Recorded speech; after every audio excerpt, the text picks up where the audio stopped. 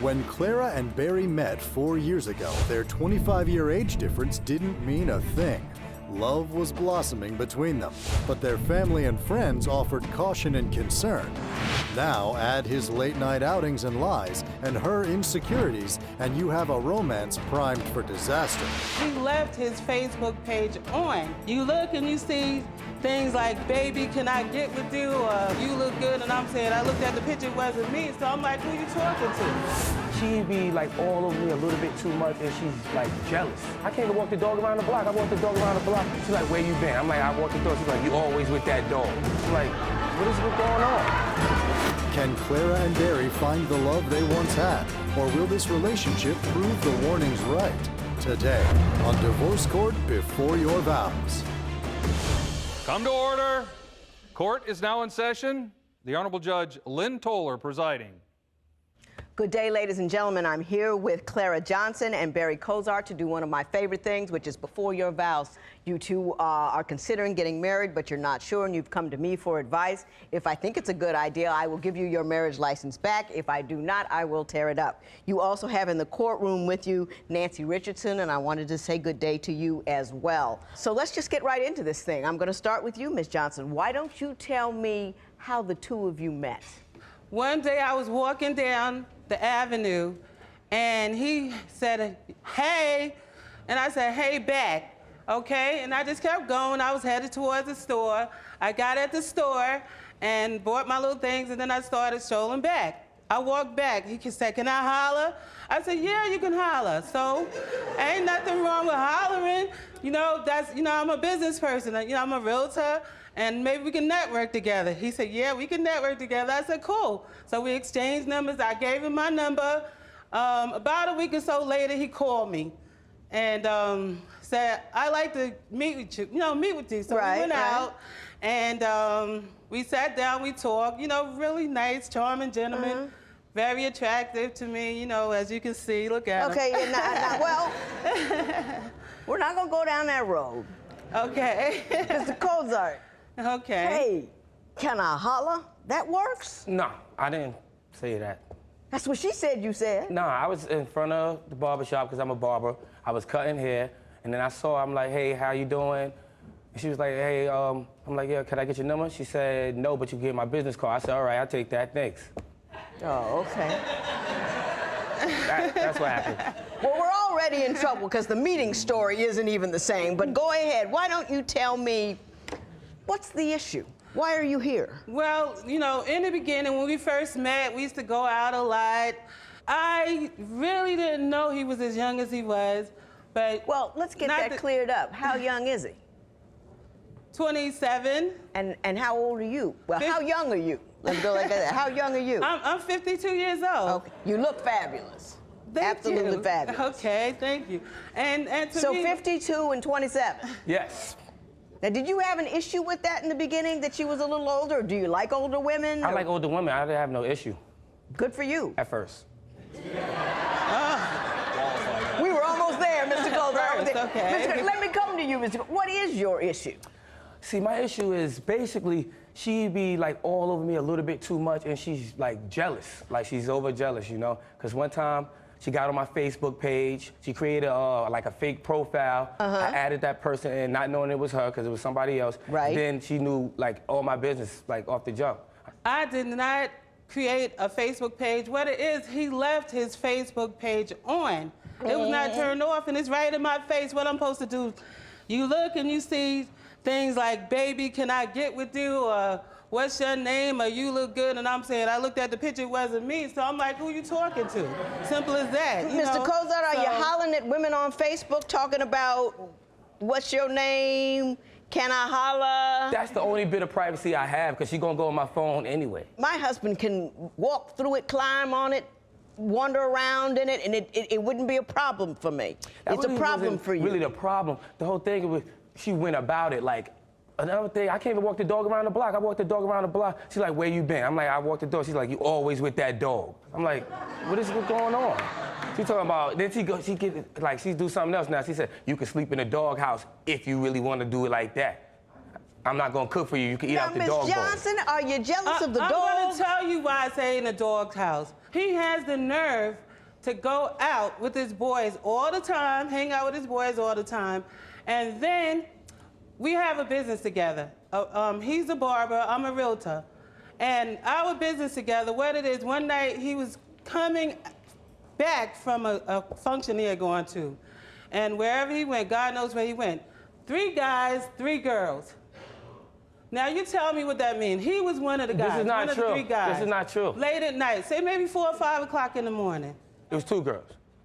2 girls and 3 guys. So you. Yeah, and 3 guys. 2 girls and 3 guys. Yes. So you didn't have one. Yes. That's what you. Yeah, That's the yeah. You better story you're tell putting the out truth. there. Yeah. You didn't have Yeah. one. Okay. You best to tell the truth. Mrs. Richardson, could you come up, please? I understand that neither one of your families likes the idea that you 2 are together and considering getting married. Is that accurate? Accurate. Is that true? Yes, that is absolutely true. Okay. And she had to think about it, but you answered. Ms. Richardson, you tell me what it is about this relationship you don't like. I feel that they should each have their own peer. They should each be with their own age group. Okay. But as they say, age is just a number, but there's too many different issues that come about because he likes this and he likes that, and certain things they like together, but it doesn't merge, it doesn't come together. They're in business together, correct? Correct. I mean, you guys are sharing a business. Yes. Do you think that complicates things? It seems to me it's more of a business relationship than a close boyfriend-girlfriend relationship. How do you feel about that, Ms. Johnson? As far as business, yes, we do have a business relationship, but I'm saying he's supposed to be my man. He is your man. Is my man, yes. You are her man. Yes. Yes. And you At like being her nighttime, man. He doesn't say Yes. he's not my man. And you want to continue to be her man. Yes. Are you looking to get married? I don't know, cause I don't know. Okay. When divorce court before your vows continues, is Barry ignoring his soon-to-be wife? I want him to acknowledge that I am there. I want him to go out with me sometimes. I want him to spend time with me. I mean, his whole life at this point is nothing more than a party. Are you considering getting married but aren't quite sure your intended is the right one for you? I'll give you my opinion. Call toll-free at 1-877-311-2222 or visit our website at divorcecourt.com or become a fan at facebook.com/divorcecourt.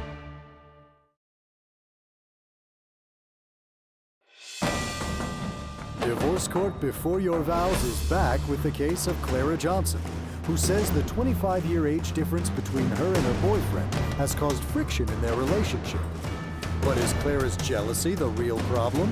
I can't even say hi to no girls when they pass the shop. If I say hi, she's gonna assume we having affairs. Let me ask you this. Do you spend time with her? We have a business together. I'll be around her 24/7. 24/7. And then when I want to go out with my friends on Friday and Saturday, it's a problem. Oh, you're not going out. Why you always go out hang out with your friends? I'm like, I've been around you all But day. do you so many ever times. go out with her? I mean, it's one thing being at home or being at a business 24/7, but to take her somewhere and socialize where you both enjoy, do you do that? Yes, I do that. Does he take used you to, out? He used to, not anymore, no. Like I said, he goes out with his boys, his homeboys, his brother. They call him all the time, hang out. I mean, he goes out all the time. He I do goes what I out have to too do. much. Ms. And he Richardson, does did you- not take me with him. No, he does not. Yes, I do. Do you think that the age difference contributes to that because the things that you're interested in, she's not interested Yeah, in? she said she don't like going out to like clubs and stuff like that. So I'm like, all right, if you don't like going to clubs and stuff like that, you might as well just stay home for Not that true. night. No. Well, there are other things out there other than clubs, you know. Yeah, we go to like watch jazz and stuff like that and like Broadway you? shows. Do No. Why are you lying? Stop lying. Ms. You Richardson, making that up. do No, they we go don't. out together? We go out. No, Not we at do all. not. Not at all. No, We do go no, out. no.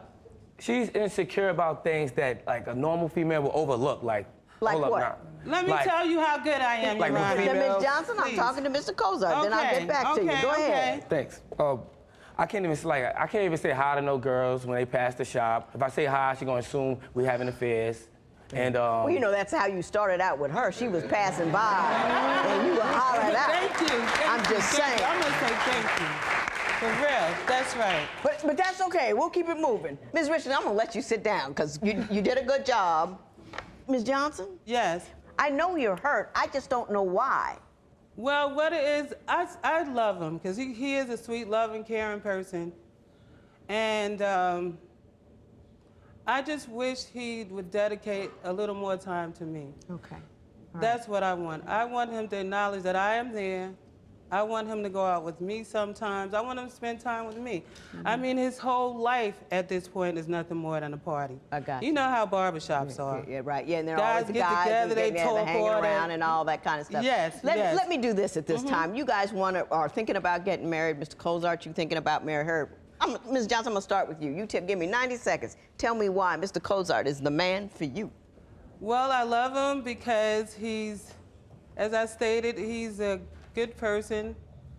He can be loving at times, and he and I mean, we function very well as business people, and everybody think that we're a perfect couple. And as I stated, age really shouldn't be a number. It should be where the heart is, and somehow or another, love is something that, you know, it's hard to, you don't know how to fight it. Okay. You don't know how to... I hear what you're saying.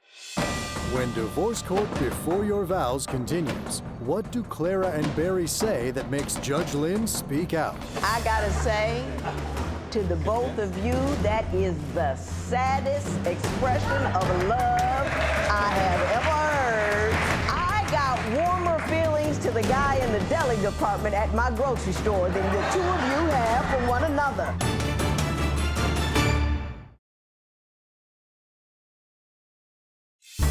If you would like your case heard on Divorce Court, call us toll-free at 1-877-311-2222 or log on to our website at divorcecourt.com and follow us on Twitter at Divorce Court. Divorce Court Before Your Vows returns with the case of Barry Cozart, who says his girlfriend's insecurities are ruining their relationship. But is the way Barry treats Clara the real reason for the disintegration of this relationship? Does he make you laugh? Is he comforting? Does he make you secure? Does he make you feel special? Anything? Gee, I can't answer that one. Mr. Cozart, you got 90 seconds. Tell me why Ms. Johnson is the love of your life. Basically, the way we do business together, that's one thing. Two, she's a nice person. Besides all the jealousy and the insecurities, stuff like that, she's like a nice type of person. Other than that, yeah, she's a good business partner too, and she's pretty cool when she want to be. When I give her attention, she cool. But if I want to do this or want to do that, and she say no, she's just gonna turn to a mean person. I gotta say, to the both of you, that is the saddest expression of love I have ever heard. I got warmer feelings to the guy in the deli department at my grocery store than the two of you have for one another. You were asked, why is she the woman for you? You said the way we do business together, she's a nice type of person. She's all right unless she's asking me to go somewhere. That's it. That's what you gave me. And you didn't do much better. You said they function well as business people and everyone thinks we are a perfect couple. Does he bring you no joy? Is there nothing about him? Does he make you laugh? Is he comforting? Does he make you secure? Does he make you feel special? Anything? Gee, I can't answer that one. And no comment on that one. Well, you know, y'all, there ain't no mystery here. I mean, I'm not done yet. I'm gonna talk to you in a minute. But I ain't gonna waste everybody's time with that nonsense. Mrs. Johnson, I'm gonna ask you a question. I want you to take a beat before you answer it. Do you think that your relationship is in large part based upon your business dealings? He got hooked up with an older woman who was a little stable, had her stuff together, and business-wise, and you helped launch him, and that's why he's there. I believe that plays a large part of it, yes. I think that's what it is. And at first, there was love there. We had some really good times, and we used to go out, as I stated. We used to do a lot of things together. I mean, we were able to communicate.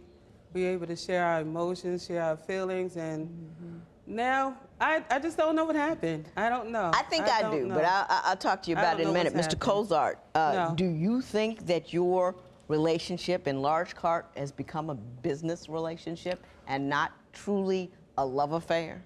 You can see the love. No, I can't. Nothing. I see nothing from you. Yes, I'm not gonna lie. I do love her. She's a good person, a nice person. And I think it's more than a business. It's more than business. Cause we do a lot of things together, like listen, how about all the shopping, time, eating, Barry? stuff like that, always you know, tell you everything. that you can be productive, that I'm the one who's giving you a lot of encouragement. I have to you've been using me as your mom or your girl. Which one is it? You tell me which one it is. That's all I want to know. Guys. When Divorce Court Before Your Vows continues, what advice will Judge Lynn give to this couple now? Let me tell you what I see. And then you need to go home and decide what you really see.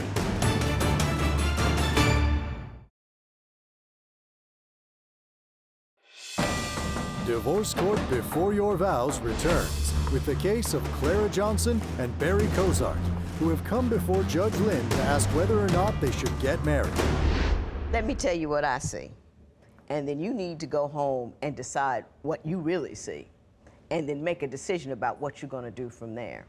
Ms. Johnson, Mr. Cozart, I believe that you did like each other, and you did have a love affair, and you did enjoy each other. And I think that died. And while you were having that love affair, your businesses got conjoined. And once that happened, you got a little stuck. And I think that the love fizzled, the business stayed, you still care for him and you still love him, but it's just not, you want to be loved. You want to have an affair, you want to have, and he hasn't got that for you. He hasn't got that to give. And what you can't be afraid of is being without him. You can be his business partner. There's love for you out there somewhere. You were a beautiful lady. You got your head together. Don't hang on to him like he's the last guy you'll ever get, because it ain't like that. Do you see what I'm saying? Yes, I think a lot of women believe if they don't get a guy, somehow they failed. And it's not true. You don't win the game when you get a guy. You win a game when you live a happy, productive, passionate life. And that's not what you have here. I have a sister, she's a year older than me. She never got married, but she goes cruises and she ballroom, semi-professional ballroom dances. She happy every day, and every once in a while she get a little lonely, don't have a man, don't have kids. She called me up, say, hey, Lynn, what's going over your house? I tell her, she's like, yee, I'm not married. She's happy. Okay. She's happy. Yeah. Don't believe that you have to have a guy to be happy. You become settled with that, I think you're gonna let him go. And I think you wanna go, don't you? You want to go. You need to do the right thing, Mr. Cozart. And you know what the right thing is. If you don't love her, let her go. But I think you two need to sit down and have an honest conversation about who you are to each other, what you want, and what you're going to do, and your business will survive absent you chasing the love that you can't quite get right now. Right. Okay? Okay. Good luck to both of you. This matter is adjourned. All right.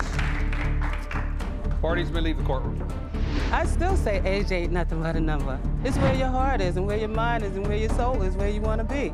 And I really don't think that that's what he, wants at this point. He's changed. I'm gonna really go home and think about really what I'm gonna really do, because the relationship is tied to the business also. And I wanna try to see if we could somewhat separate that in a way, because it is kind of stressful in a way.